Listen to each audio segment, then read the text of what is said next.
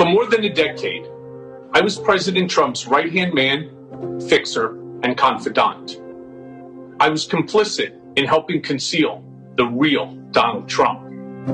I was part of creating an illusion. Later this week, he's going to stand up and blatantly lie to you.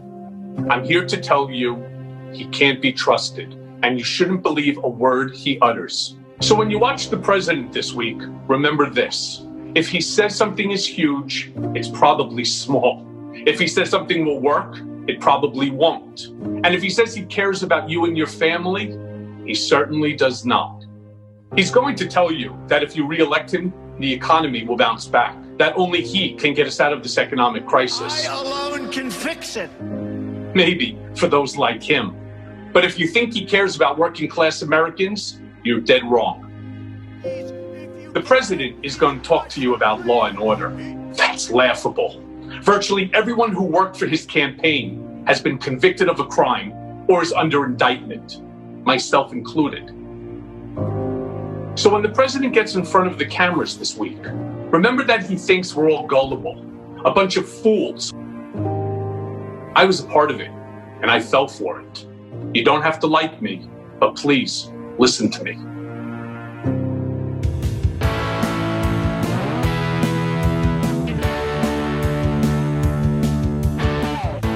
I'm Sarah Kendzior, the author of the best-selling books The View from Flyover Country and Hiding in Plain Sight.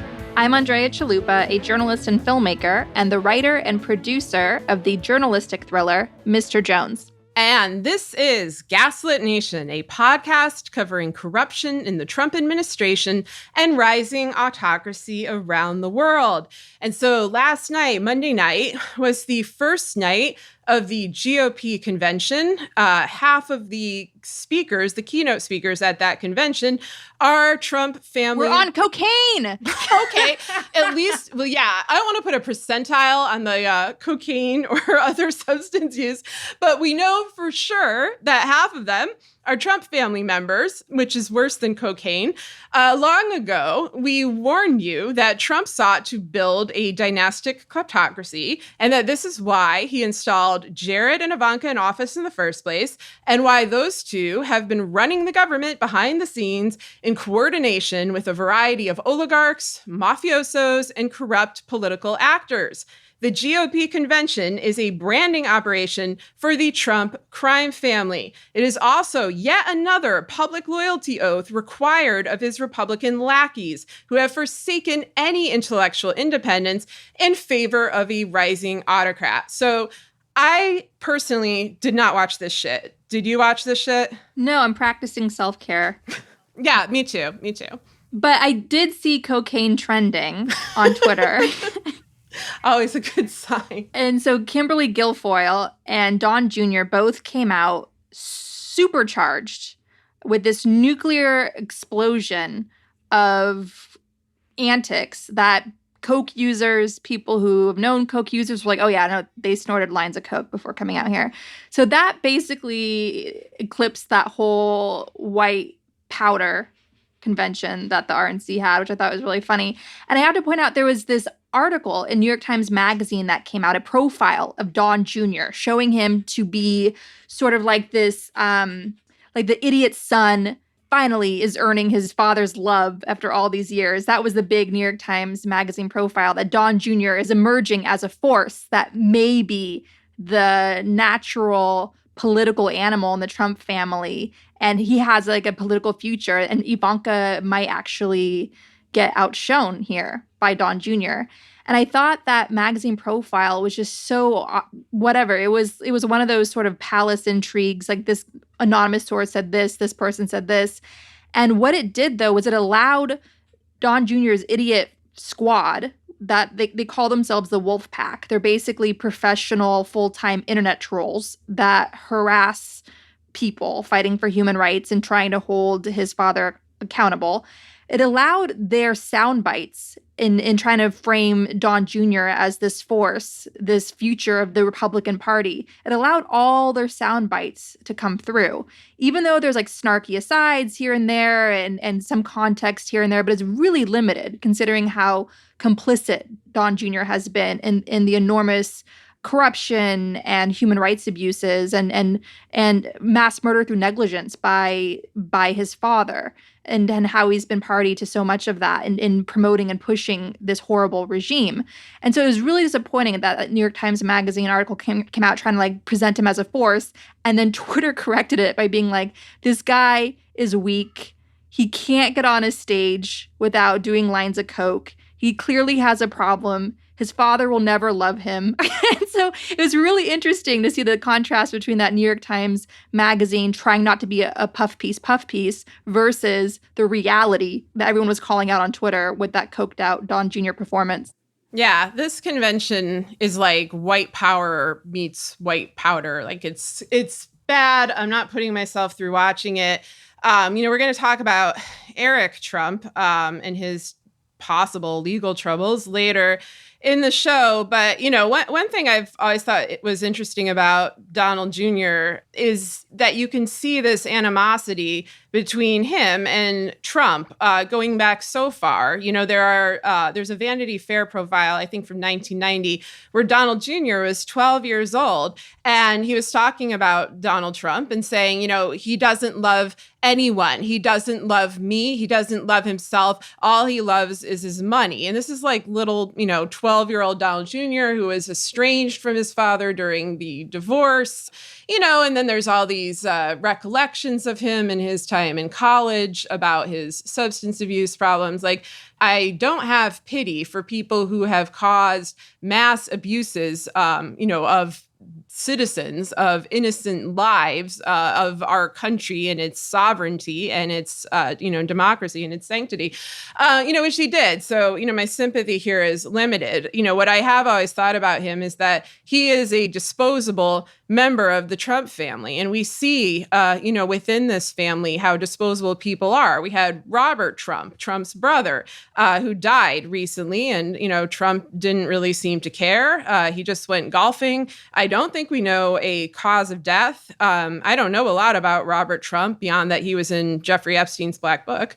And I think the same kind of disposability is there with Eric. We certainly have seen neglect of Tiffany and Barron. These are not pressing national issues, but there's something worthwhile in having insight into the family dynamic, because as I said, they are, attempting to build a dynastic kleptocracy, and he will only favor those who he thinks can carry out the operations of a transnational crime syndicate masquerading as a government. That does not really seem to include Donald Jr. and Eric, who do things like blurt out to magazines that they're mostly funded by Russia.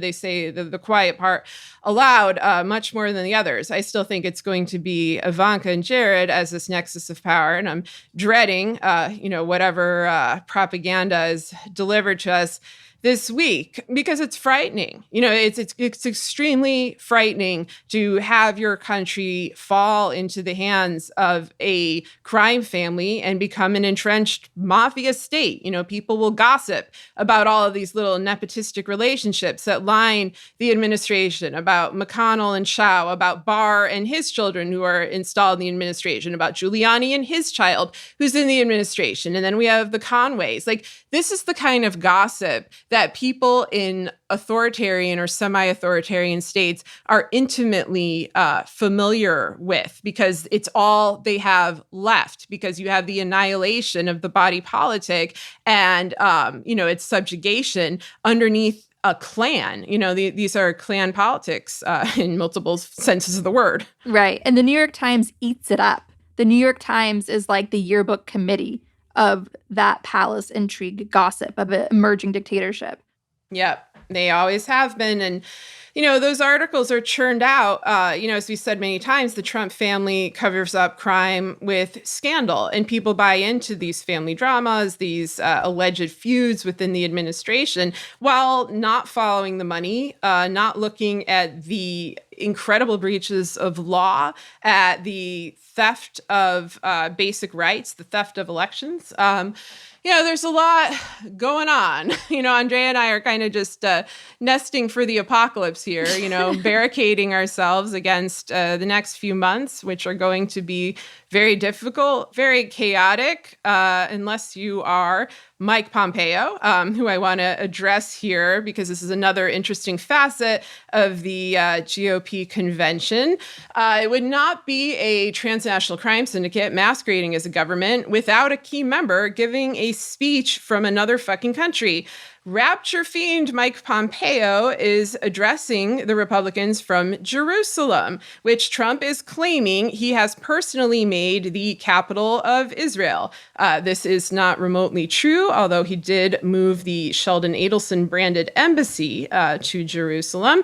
This is a cynical ploy to appeal to Trump's evangelical base, to ultra-Zionists, and to mega donors like Adelson himself, who has poured an enormous amount of money into the GOP while defining himself as a single-issue voter, and that issue is Israel. And all of this is disturbing, and it's a reminder that it is a very bad idea to build policy based on the rapture. That is what Mike Pompeo is about. He has said so openly in speeches that he thinks that this is the apocalypse. He thinks that this is the end times and that he's on the right side of God. And, the corruption and brutality that he's participating in is something that is divinely sanctioned. Again, this is a deeply frightening thing to have to contend with this person as not only Secretary of State, but before that, the head of the CIA. So yeah, he will be doing that from Israel. And I'm afraid to see how it is used by the media, by political operatives, and by others, because they're going to try to appeal to the worst instincts in people, and they're going to try to frame incredibly inhumane and illegal actions as something that God has willed. And yeah. People have to have honest conversations with themselves about what their plan is in November should Trump and Barr be successful in stealing this election. Like, what is your plan? Prepare yourself now, especially prepare yourself emotionally so you don't fall into despair. I just think from everything that's been unfolding, especially this week alone, it's just going to accelerate from here on out. And don't expect November to bring any relief. It's just going to be an acceleration of this constant far-right plummet towards authoritarianism that we've already been undergoing the last 4 years. And on top of that, even if Biden and his coalition of voting rights groups and lawyers, election protection lawyers, manages to pull off a victory, a free and fair election in November, we still have to contend with the Trump family Republican Party. We still have to contend with Don Jr. and his army of professional trolls. We still have to contend with the fact that Lachlan Murdoch, who makes his father, Rupert Murdoch, seem like a drum circle beating hippie, Lachlan won the power struggle. Lachlan won, James is out. So we have Fox News on acid. So this whole Republican-driven hijacking of our democracy that's been in play for decades. I was telling Sarah just before this, the Bush crime family is as bad as the Trump crime family. It's so all these Republicans saying, oh, that Trump is not our Republican Party. Yes, it is. That's exactly who you are. You've always been anti-science. You've always been pro-superstition. You've always been trying to turn our democracy into a theocracy, even though the founding fathers were very clear on the separation of church and state. You've always been chipping away at the rights of women, voting rights. You needed to steal elections in order to come to power and so forth. You've always been the pro-corruption, the destroying the planet party. The Republican Party is the party of death. Donald Trump is the Republican Party. Donald Trump has always been the Republican Party since the time of Richard Nixon. It's the same players, it's the same bad actors. So all of us need to emotionally accept that we are in a marathon and that whatever happens in November, brace yourself. I'm telling you this up front because Sarah and I have a very long, we didn't start the fire Billy Joel episode today. So I just wanted to get this out of the way first and foremost. All of us have to emotionally brace for impact for the worst happening in November. Remember election night in 2016. Have a backup plan emotionally for should that happen again this November 2020. And then even if we escape becoming a full-fledged dictatorship, prepare yourself for long-term sustained marathon battle against Karl Rove and Paul Manafort's Republican Party. This isn't going to go away overnight. It may, if we continue to stay engaged and stay vigilant, it may get better, substantially better 10 years from now, but not unless we fight like hell election cycle after election cycle. Okay, continue, Sarah. Absolutely. Well, on that note, about the Republican Party, the third thing I was going to mention that's significant about this year's convention is that there is no platform. They did not bother making a platform. They are recycling last year's platform. They have no intention of addressing or resolving COVID-19 or the Great Depression level economy or any of the other unprecedented crises that are afflicting Americans in 2020. This is because their goal is to strip America down and sell it for parts. That has always been their goal. And a sick, weakened, impoverished America is easier to take apart than a strong, healthy, powerful America. They are trying to kill us. You can see that through their actions in response to the pandemic, and they don't care who knows. And yes, you're absolutely right that this is an extension of what the Republican Party has been building to since the years of Watergate and, to some degree before, but I think that's when it really took off. And, under Reagan, you saw the economic policies take off. It's remarkable that the same individuals are still around, these Roy Cohn proteges of Roger Stone and Paul Manafort.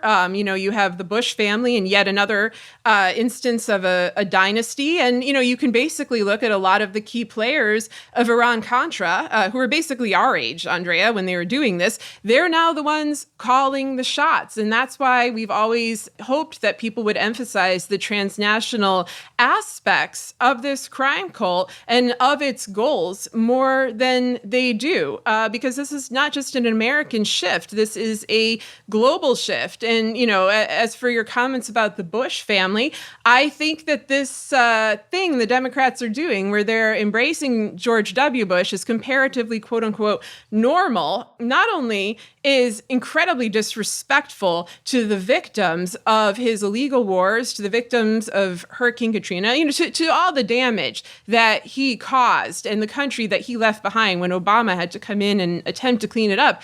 There's still a lot that we don't know about the Bush family. Like I was reading Bob Graham's book, Bob Graham, the former senator of Florida, who was part of the 9/11 Commission and who was very adamant that Americans did not know the whole story of 9/11. And he was not some sort of conspiracy theorist. He was not, out there in his theories. He was somebody who was studying the event intimately. And if you read that book, it's basically implied or quite strongly implied that George W. Bush and the Bush family are Saudi assets, much in the way that Trump is a Kremlin asset. We have a long history in this country of the top officials being beholden to other governments, in part for resources and in part, for other kind of arrangements. I think for a realignment of the world order. That's why we've had all these episodes where we've discussed, what did the Cold War mean? How did it end? What did it accomplish? That's why we had Timothy Snyder, a renowned historian of that era, also, kind of challenging the conventional wisdom of why the Cold War was sought and who won it. His conclusion, as is ours, is oligarchs won the Cold War. And a lot of the events that have transpired since have just, continually shifted control of the world and its resources away from, representative government, away from institutional accountability, away from transparency, and towards elite domination, criminal elite domination as this line between government and corporations and organized crime that line began to break down. And so, I just summed up all of Gaslit Nation's episodes in one paragraph, which probably sounds very overwhelming, very confusing. But that's the situation we're in. It is overwhelming. It is confusing. We use this time here to try to make sense of it. I wanted to just ask if you had any comments on the reuse of the platform, because, of course, Manafort was one of the people who was key in writing the original one in 2016. If you don't, we can just keep going. Well, I want to so you mentioned Bush and the Saudis. This is a reminder that the holy war that the Republicans have been raging against Muslims, it's not against Muslims, because like Saudi Arabia is obviously a Muslim nation. It's against poor brown people. Mm-hmm. Like they're happy to take oligarch money if it comes from a Muslim. So just be clear about that. So this whole holy war that they're raging, it's against poor brown people and not just Muslims. Clearly, it's part of like the larger extension of protecting white supremacy. Yeah, absolutely. And I think we're going to talk a bit later in the show of what Jared Kushner has gotten up to. I'm excited for that. Yes, and this realignment of the Middle East, which has been something that's been a goal of his long before he entered the White House. And, you know, I've thought there are multiple international actors whose goal in getting Trump into the White House was actually to get Kushner into the White House and to get Kushner near classified information and get him in a position where he can make policy decisions that have absolutely nothing to do with the welfare of Americans or of America itself. They have to do with pleasing these international actors, among them Netanyahu and NBS. They also have to do with some degree with getting him out of the enormous amount of debt he was in before he took power, but we'll get to that in a bit. One thing I've been meaning to discuss more in detail on this show is QAnon. We've discussed that before, and I wrote about them in my book, Hiding in Plain Sight. But now QAnon has kind of reached a broader, more mainstream audience. You're seeing a lot of analysis of it. I encourage you to look for journalists who've been tracking this phenomenon from the beginning. It's easy to misinterpret. It's easy to sort of, construe it in a way without the proper context in which you're missing some of the things that happen. So I'm going to just sum up what's happening here. We have QAnon members running for Congress. We had a press conference in which, Trump was asked this question. It reminded me of like when, Lisa Simpson asked Mr. Burns questions when he was running for mayor on The Simpsons, like, you have the momentum of a runaway steam train. How do you do it? But, it was one of these like, this group of people treats you as a godlike figure and says that you're heroically rescuing children. Do you believe it? And of course, Trump is like, yes. And honestly, as much as I rightfully go off on Trump, I don't know how else one answers that question. Like, it was just so obviously a planted question that could have been asked in a different way.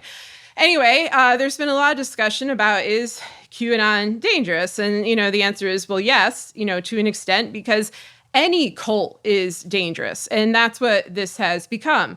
Blind obedience is inherently dangerous. And because some members of QAnon have a history of violence, Trump is going to use QAnon to stoke violence, particularly around the time of the election and after the election.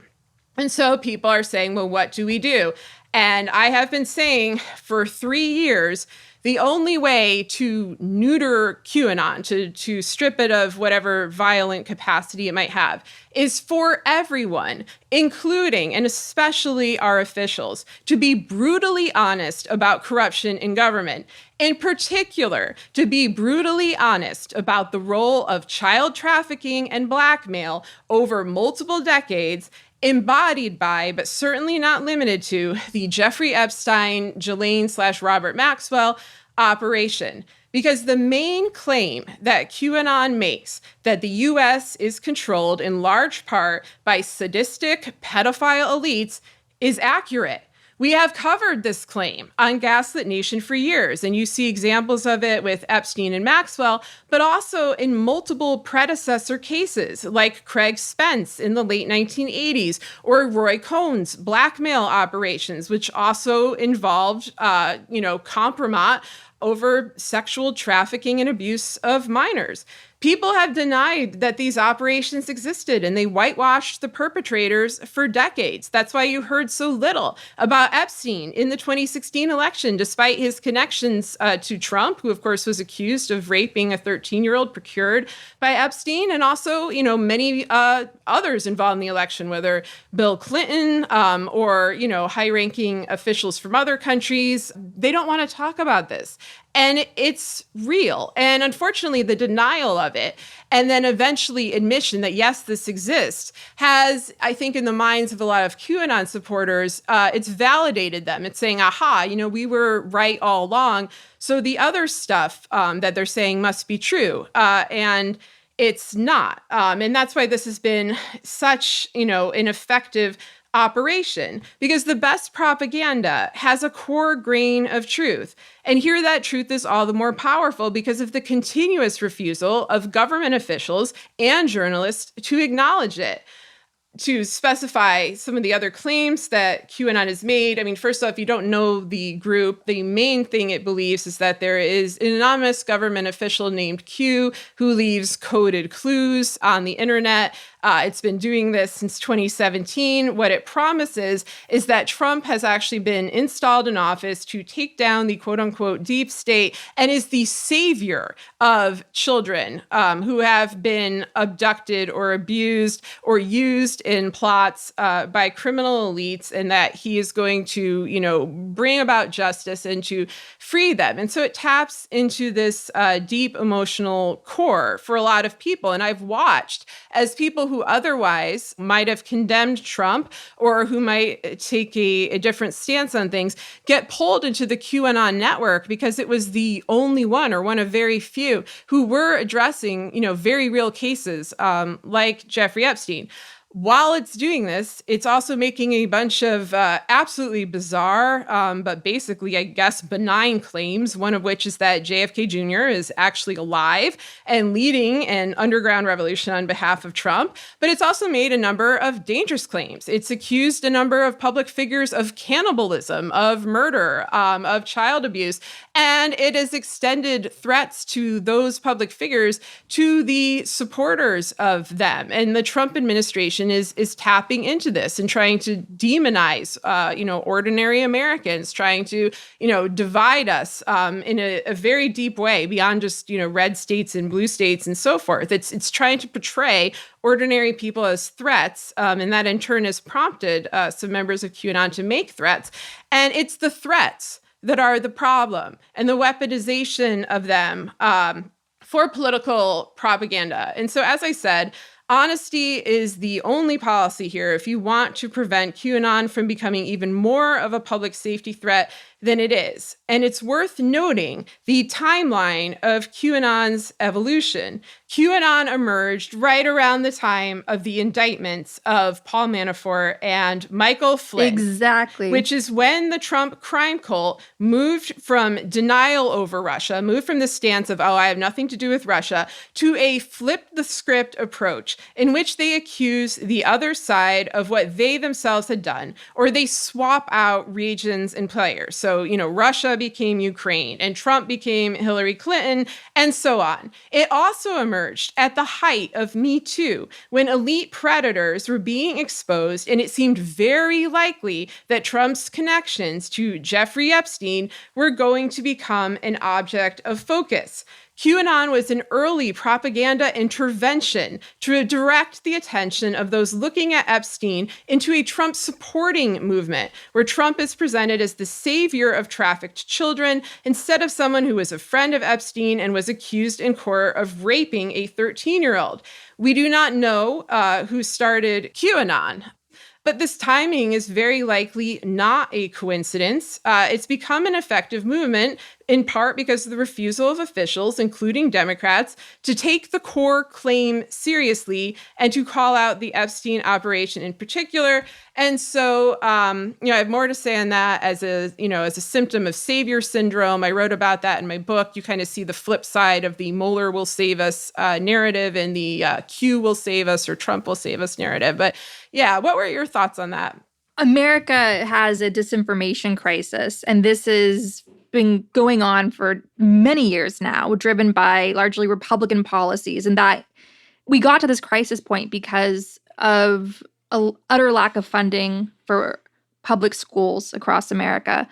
We have hedge funds gobbling up newsrooms across America and laying off journalists that we desperately need as watchdogs today, including local watchdogs where a lot of corruption happens. We have less and less investigative journalism units across the country. Investigative journalism is very costly and time-consuming. It needs a lot of money in order to run. And those jobs have been disappearing over the last couple decades. And what you have is a consolidation of power of far-right media getting stronger, including on the local level with Sinclair buying up local TV stations across the country and running what looks like Fox News on acid, even more aggressive in its lying than Fox News. So all of this, of course, is creating a horrific disinformation crisis in America. And disinformation is a public health crisis.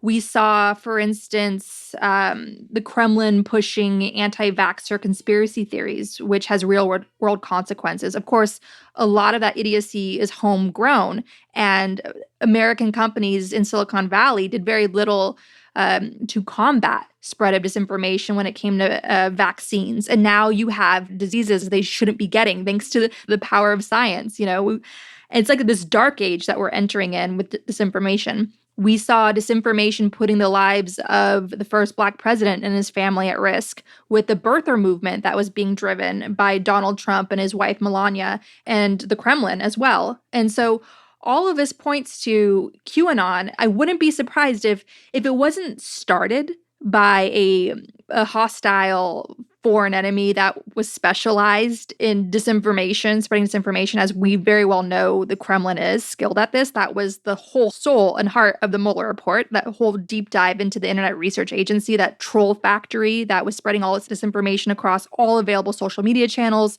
supercharged by Cambridge Analytica, a militarized propaganda firm founded by billionaire Robert Mercer and Steve Bannon, and how that helped tip the scales not only in our election, but also in the Brexit vote. There's a great book on the Gaslit Nation reading guide by a professor out of Penn, I believe, that did a big deep dive into how social media played an influential role in 2016.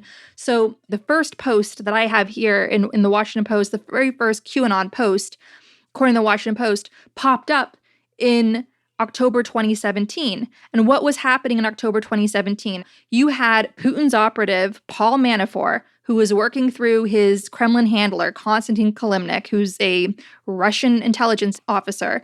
You had Paul Manafort turning himself in finally under pressure to the FBI. And that was a big turning point. And I wouldn't be surprised if the Kremlin, of course, in conjunction with their far-right American maniacs, had this op ready, just as they've used so many ops like this, leveraging our social media channels against us for years. They've done this before. They've had lots of practice at doing this. So why wouldn't they get this in motion to fight back, to sow discord, to incite people to violence, to incite people to hurt themselves by spreading disinformation that actively works against their interests, like not wearing a mask and not getting a vaccine that'll keep you and your children safe, and all of that. So disinformation is a public health crisis, and it is very much in the interest of our enemies to fan those flames.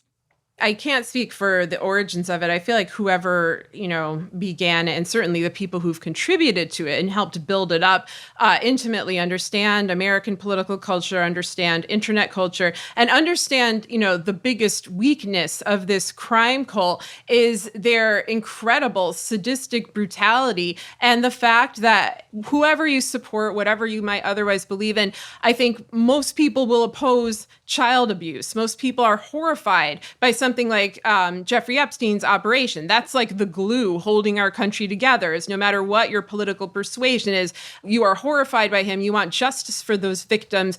You want to expose these people. You want to make sure that this never happens again. And so I think that, one of these tactics, it was preemptive narrative inversion, much like Pizzagate, where they have to, accuse the others of what you yourself are doing while presenting yourself as the savior.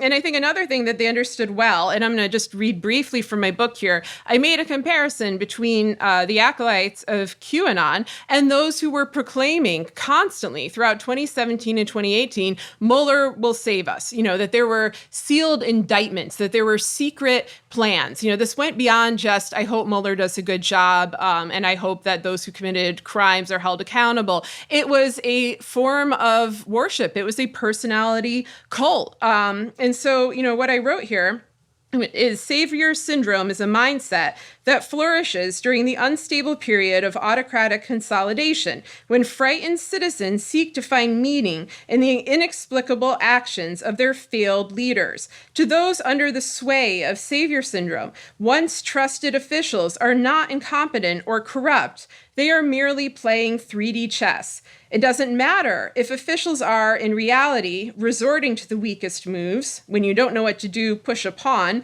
could have been the motto of the Mueller probe.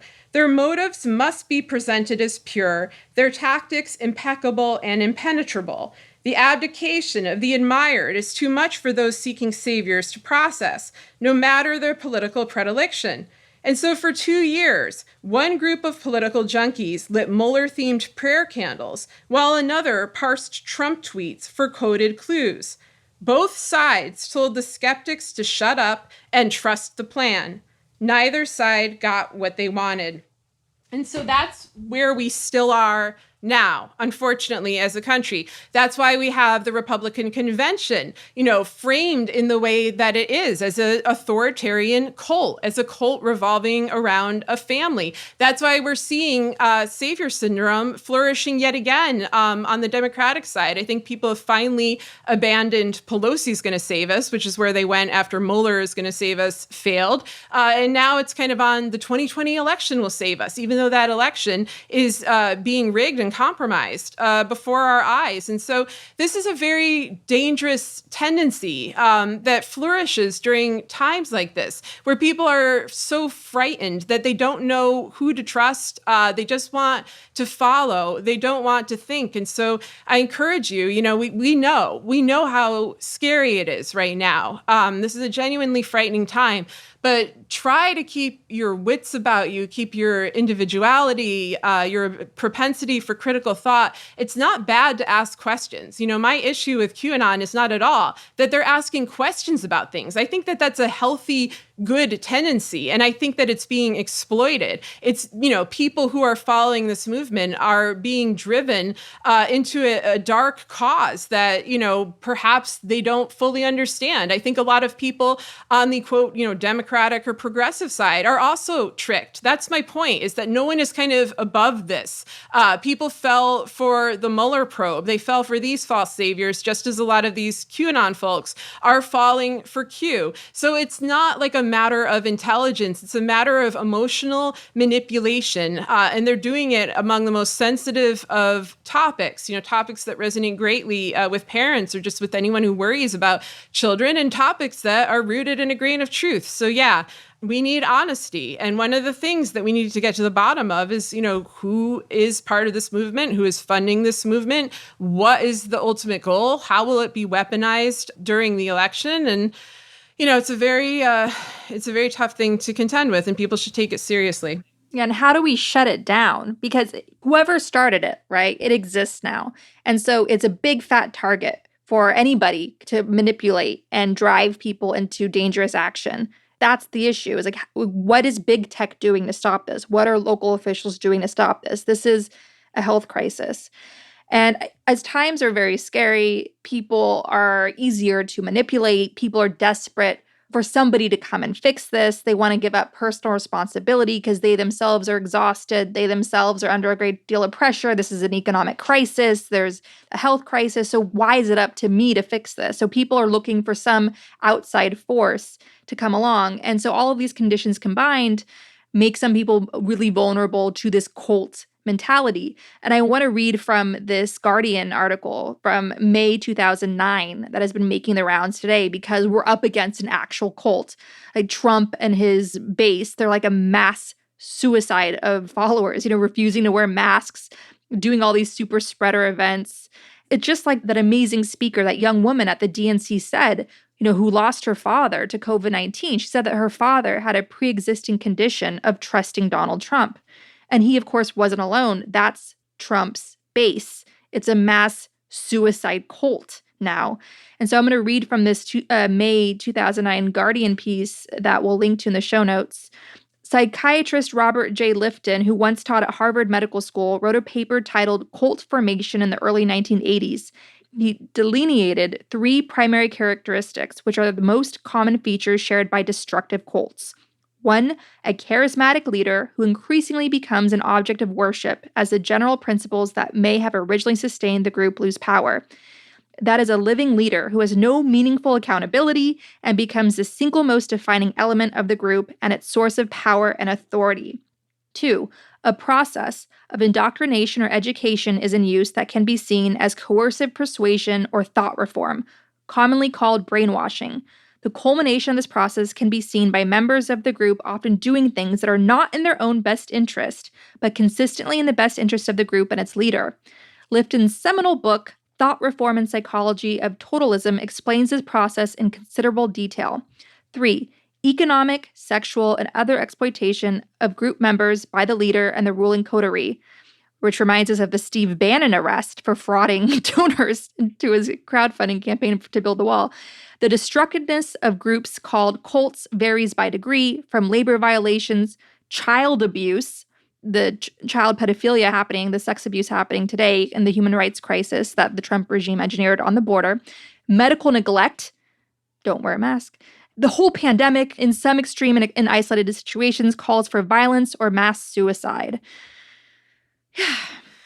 Yeah, fun episode. But people need to confront these things. And, what you said before about how do we stop this? I still think telling the truth, as ugly as it is, as horrifying as it is, no matter who it exposes, if the truth comes out, then people begin to have trust in something again. They have faith in something again, something real, something tangible. We have this bifurcated reality, which Trump both creates and exploits. And of course, he's, surrounded by skilled propagandists. He's a product of reality TV. He's a product of tabloids. This manipulation of public perception is something that he's extremely experienced in.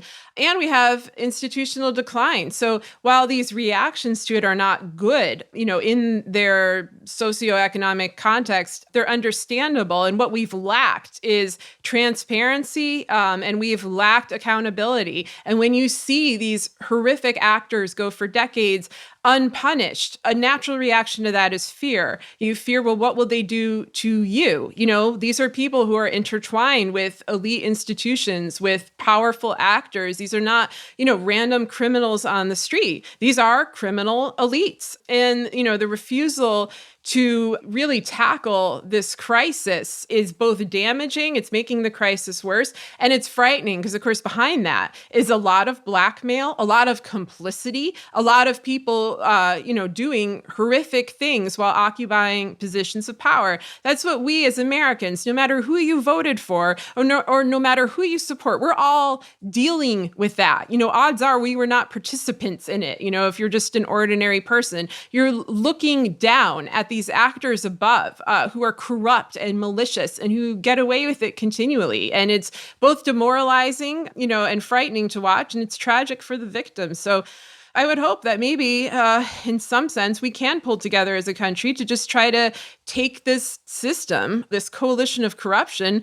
apart and examine it, and bring the perpetrators to light. And on that note, do you want to talk about Jared Kushner? I always want to talk about Jared Kushner, but I do want to point out, just to give our audience some breathing room, you on the spin cycle there, listening to this in a wheel of fury. I want to share some good news, and then we'll go into the Lord of Chaos and Evil, that is Jared Kushner. So we can fight our way out of this. Elections, of course, matter, including local elections, especially local elections, where, in New York City, where I live, we adopted the Green New Deal, and our mayor has a great climate czar who's been actively going after suing the big oil giants for their role in destroying our planet and bringing about climate change, which we're now, and also helping prepare New York City to brace for impact for when Mother Nature's big blue wave breaks. So there is good news on that front from all these combined efforts. Exxon's market value has sunk to $175 billion.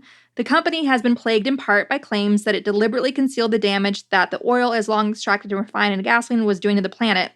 So it's been dropped from the Dow Jones, which is great news, and that's a sign for things to come. We're finally, hopefully, leaving the age of oil behind. And that's happening because of grassroots power. That's happening because of elections.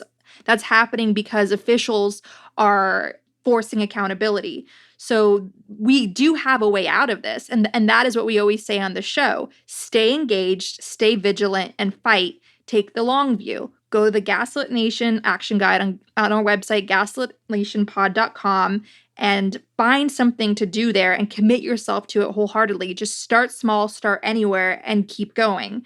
Because in time, we're going to weed out all of this corruption and take our country back. Don't give your power away. Stay active, stay vigilant. And if you want, you could even join me on the evening of September 2nd. I am co-hosting a letter writing party with Swing Left, our wonderful friends at Swing Left, to help get out the vote. You can join from anywhere. That's September 2nd from 7 to 9 p.m. Eastern. And at the top of the show notes for this week's episode, I'll post a link where you can RSVP and get access to the Zoom invite. So I hope to see you all there. Now, let's talk about Kushner. So Kushner is evil was trending on Twitter, and I thought that my DMs with Sarah had been leaked. It was like everyone's saying Kushner is evil. That's what Sarah and I say like every other day. There's this amazing report that came out in the Daily Beast, a deep dive investigation by Erin Banco, who's a fantastic journalist that you guys should all follow on Twitter. And what she uncovers is that Jared Kushner got his back channel to Russia, the one that he always wanted all these years. Remember in 2017, there was reporting that Kushner literally went to the Russian ambassador at the time, Kislyak, and asked if he and his family, the Trump family, could have a back channel to the Kremlin. And Kislyak was probably licking his chops, couldn't believe what a gift the Kremlin had given itself with helping bring the Trumps to power. So just to read from this article, it focuses on the CEO of a Kremlin sovereign wealth fund who was Putin's proxy. Because Putin, of course, like Trump has Michael Cohen and his other proxies, Putin, too, has his Michael Cohens, the guys that go out and do the dirty work for him. So to build that bridge, that back channel to the Trump family, Putin had Dmitriev, the CEO of a Kremlin sovereign wealth fund. And I'm going to read from this now. Dmitriev, the CEO of a Kremlin sovereign wealth fund, was one of the main participants in the infamous January 2017 Seychelles meeting with former Blackwater CEO Eric Prince, in which the two discussed a roadmap for U.S.-Russia cooperation in the new administration. In the years since, Kushner and Dmitriev have communicated, often at a distance, and at times through intermediaries. And my comment is, plausible deniability, that's how this all works, about ways the U.S. and Russia could work together. The conversations have touched on everything from creating a joint business council to increase investment, to working on a Middle East peace deal, to helping lead negotiations on a recent OPEC deal, to delivering those medical supplies of broken ventilators to New York at the height of the pandemic in the city, and according to multiple senior officials. After the 2016 election, President Putin himself tasked Dmitriev directly with trying to make inroads with Trump's transition team, according to a recent report issued by the Senate Intelligence Committee and Robert Mueller's special counsel report. Dmitriev got to work, actively trying to connect with members of Trump's inner circle who would eventually wield influence in a new administration. He was particularly interested in connecting with Kushner, those reports said. Now here's where things get interesting, and the QAnon people might find this especially interesting. Dmitriev began his outreach to Kushner by connecting with George Nader, a Lebanese-American politico close to the Crown Prince Mohammed bin Zayed in the United Arab Emirates, who helped broker meetings with the incoming Trump administration. Dmitriev's fund, RDIF, had co-invested with the Emirati Sovereign Wealth Fund on a series of projects, and the two men had been in frequent contact. Dmitriev invited Nader to a chess tournament and asked him to invite Kushner. Though Nader never passed on the message, the report said, over the next several weeks, Dmitriev continued to speak with Nader about the possibility of meeting transition officials like Kushner and Donald Trump Jr. Nader was later sentenced on child pornography charges in the Eastern District of Virginia. All right, so the next part is some promotion for my film, Mr. Jones, available now on Amazon and iTunes. In his congressional testimony in November 2017, Eric Prince said he told Dmitriev that, quote, if Franklin Roosevelt can work with Joseph Stalin after the Ukraine terror famine, which is available now, you can watch the full story on Mr. Jones. After killing tens of millions of his own citizens, we can certainly at least cooperate with the Russians in a productive way to defeat the Islamic State. All right, so golden handcuffs time. It noted that Russian companies would make investments with RDIF, financing to serve the U.S. market in the Midwest, creating real jobs for hard-hit areas with high employment. What I just read is the Kremlin trying to sell Trump and the U.S. government on letting them come in and spread the Kremlin's golden handcuffs around, especially in the hard-hit Midwest. Remember, Midwest being states that the Kremlin's proxy Manafort was interested in when it came to helping steal the election for Donald Trump. The Midwest states were the focus of the audit the vote movement and the recount and focused on election hacking. This is what we've been saying since 2016. Putin has been trying to do what he does with Ukraine, and that is through his proxies, spread Kremlin-linked money around to further their tentacles across the US and further their influence, and they lock you in that way. Your business ties are so close that you're not going to hold them accountable. You want to make that blood money. That's exactly why, to this day, most people have never heard of the Holodomor, Stalin's genocide famine that killed millions of people, the vast majority in Ukraine, because too many in the West and in the UK were making a lot of blood money doing business with the Soviet Union. So what the Kremlin is trying to do here is really force that and recreate that. And they keep dangling this carrot in front of Trump and the US government saying, let us in, let us in. Look at all this great money we can make together. That's what they did under Stalin's government. And it worked back then. So at the Helsinki Hell Summit, this great deep dive goes on to say, John Bolton pointed out that, quote, what both of them, Putin and Trump, really wanted to discuss in Helsinki was increasing U.S. trade and investment in Russia, a conversation that lasted a surprisingly long time given there was so little to say, with so few U.S. businesses really eager to dive into the Russian political and economic morass, Bolton wrote in his book. It was a point that Dmitriev and Kushner have been trying to get across for a long time, right? Because they both know blood money makes the world go round. See my film, Mr. Jones, for more.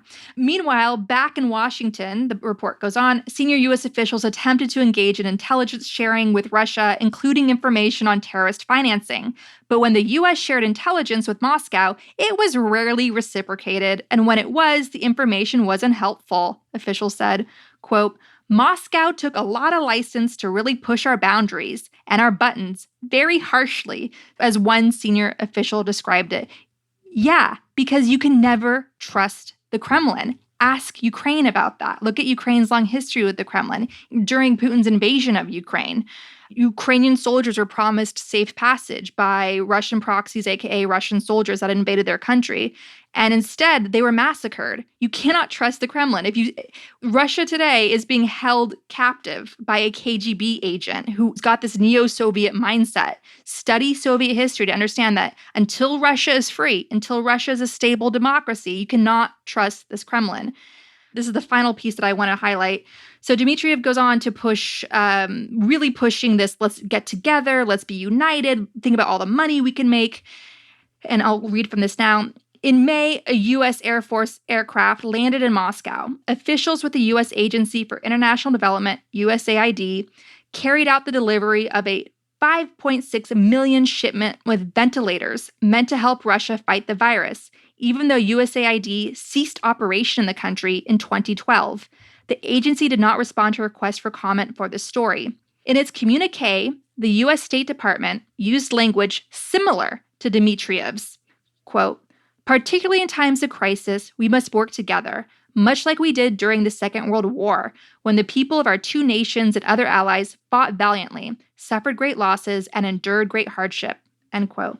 2 months after that, the U.S. United Kingdom intelligence communities accused hackers working for the Kremlin of breaking into the networks of groups working on a COVID-19 vaccine. Until Putin is gone and until Russia's free, you cannot trust the Kremlin. No, this is quite an article. I mean, it's extremely long. It probably could have been 4 or 5 articles. Aaron Banco did a great job, and it's remarkable the lack of comparative articles, that this sort of reporting, this deep investigative dive in which you're piecing together, the actions of various countries and laying out that chronology. It's rarely done anymore. And, but I kept thinking when I read this, if this is overwhelming for me to read, to look at all these details, like what is the average American reader getting out of this? And hopefully what they grasp is that we have a government that is not treating Americans as important at all, even in the midst of a pandemic, that is willing to let them die for money, and that the son-in-law of the president, who was installed into office based on no qualifications whatsoever, is behind a lot of the worst moves and is connected, not just to Israel, not just to Saudi Arabia, not just to UAE, but to various Russian oligarchs. And it is them that he serves, and it is to them that our money goes, and it's through them that our rights and opportunities are taken away. And this last week, folks were excited to see that Steve Bannon was finally arrested in New York. Steve Bannon, the leader of fascist movements and illegal manipulator of elections, was arrested for defrauding people with the We Build the Wall fundraising campaign. And so in my mind, this is sort of like when Al Capone was arrested for tax evasion. The crime is much less than the total amount of damage that he's done throughout his career. Nonetheless, good to see it. But I kept thinking, the litmus test of whether we have an entrenched mafia state is whether Kushner is indicted. They could have gone after him a long time ago. The lies on his security clearances, where he lied about illicitly meeting with foreign officials during the campaign, but also before, that alone was enough to get him out of office, out of power early, away from classified intelligence. We're going to be living with the ramifications of Kushner's presence in this position, whether he stays or not. If they do actually manage to get rid of him, he's not going to keep state secrets. He's not going to work on behalf of American interests or on behalf of the American people. He is part of this axis of autocrats that is trying to destroy this country, from without and from within. So he's incredibly dangerous. And it's been alarming to me that Mueller did not indict him, that other officials didn't. And this article is just another example of the incredible damage that he's done and the incredible danger that we're in. And so I ask again, where are our officials on this? Why is he not stopped when there's a pandemic and he is in charge of it and he's depriving Americans of necessary medical equipment while he makes deals, with dirty oligarchs who attack our elections? How much more do you need? How much more clear cut does this have to be? How much longer does the evidence list have to get? I think it's amazing that Leninist Steve Bannon was arrested on a billionaire's yacht. That's the animal farm that Lenin built. I mean, all those guys enriched themselves. Stalin was living really well, and his henchmen were living really well when millions of people were deliberately starved to death and liquidated, and several genocides were carried out under Stalin. So I think we should go out of this episode with a great video by ACT TV featuring Ted Cruz, Rand Paul, Nikki Haley, Marco Rubio, Kellyanne Conway, Mike Pompeo, Glenn Beck, Rick Perry, and Susan Collins, all telling you about, in their own words, this is all in their own words, about why you cannot trust Donald Trump.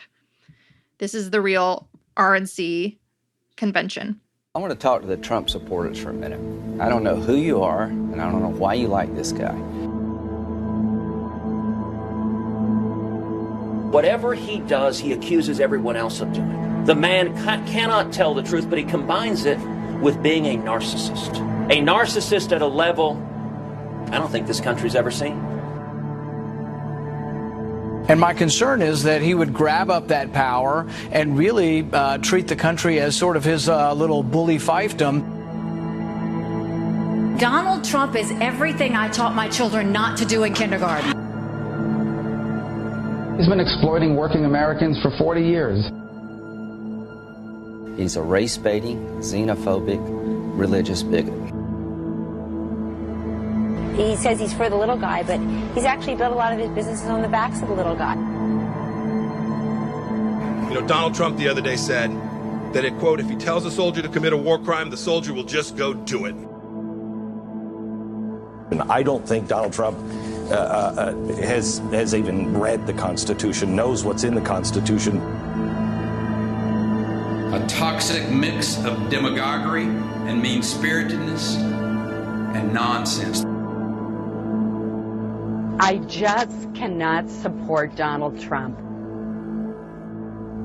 Donald Trump is a delusional narcissist and an orange-faced windbag. Donald Trump is a con artist. He doesn't know the difference between truth and lies. He lies practically every word that comes out of his mouth.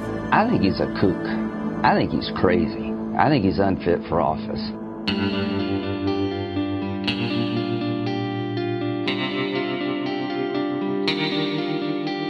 Our discussion continues, and you can get access to that by signing up on our Patreon at the Truth Teller level or higher. We want to encourage you to donate to your local food bank, which is experiencing a spike in demand. We also encourage you to donate to Direct Relief at directrelief.org, which is supplying much-needed protective gear to first responders working on the front lines in the U.S., China, and other hard-hit parts of the world. We encourage you to donate to the International Rescue Committee, a humanitarian relief organization helping refugees from Syria. Donate at rescue.org. And if you want to help critically endangered orangutans already under pressure from the palm oil industry, donate to the Orangutan Project at theorangutanproject.org. Gaslit Nation is produced by Sarah Kenzier and Andrea Chalupa. If you like what we do, leave us a review on iTunes. It helps us reach more listeners. And check out our Patreon. It keeps us going. Our production managers are Nicholas Torres and Carlin Daigle. Our episodes are edited by Nicholas Torres, and our Patreon exclusive content is edited by Carlin Daigle. Original music in Gaslit Nation is produced by David Whitehead, Martin Vissenberg, Nick Farr, Damian Arriaga, and Carlin Daigle. Our logo design was donated to us by Hamish Smith of the New York-based firm Order. Thank you so much, Hamish. Gaslit Nation would like to thank our supporters at the producer level on Patreon: Jeremy Thompson, Thomas Scheibe, Kelsey Malsom, Julie Matthews, David A. Walker, Mark, Barbara Kittredge, Rip and Row, Matthew Womack, Loretta Carroll Strong, Sean Berg, Daniel Passaretti, Kristen Custer, perhaps, Kai Gillis, Toby, Jeff Thompson, Sharon Hattrick, Keith Gottschalk, William Barry Reeves, Janet Robinson, John Atrisk, Richard Smith, Emmy, Kevin Gannon, Sandra Collins, Michael Steineff, Lindsay Eggleston, Pamela Newport, Oliver Ash, Ren, Kat Cooper, Katie Musuris, John Laughlin, Elizabeth Dove, Charles Othier, Evan Rosemore, Ray Alba, Leo Chalupa, Lisa LaFlame, Katie McHugh, Rich Craw, Carol Golstad, Michael Woldridge, Greg Kreimer, Fontaine Carpenter, Jason Benke, Marcus J. Trent, Ann Marshall, Joel Newman, Victoria Nordgren, Solomon Hikes, George Hughes, Christine Morgan, D.L. Singfield, Matt Perez, Nicole Spear, Kelly Ranson, Brian Tajudin, Gustav Halsby, Christy Vitale, Adam Levine, Maureen Murphy, Michelle Dash, Jens or Jens? Jens I think it's Eilstrup Rasmussen. I'm going for it. Zachary Lemon, Dorothy Komarick, Victoria Olson, Alabama, Jason Rita, Margaret Moe, Alan Liu, Sonia Bogdanovich, Catherine Anderson Carina, Lawrence Graham, Mike Tripico, Diana Gallagher, John Ripley, Ethan Mann, Jennifer Slavic, Rhonda White, David Porter, Kate Cotton, Lorraine W. Todd, Lynn Schneider, Kevin M. Garnett, Jared Lombardo, Kevin Humphreys, Ann Marshall, Arena Guardia, Eric Kaplan, Tanya Chalupa, the woman who gave me life and made Gaslit Nation possible. Thank you all for your support. We could not make this show without you.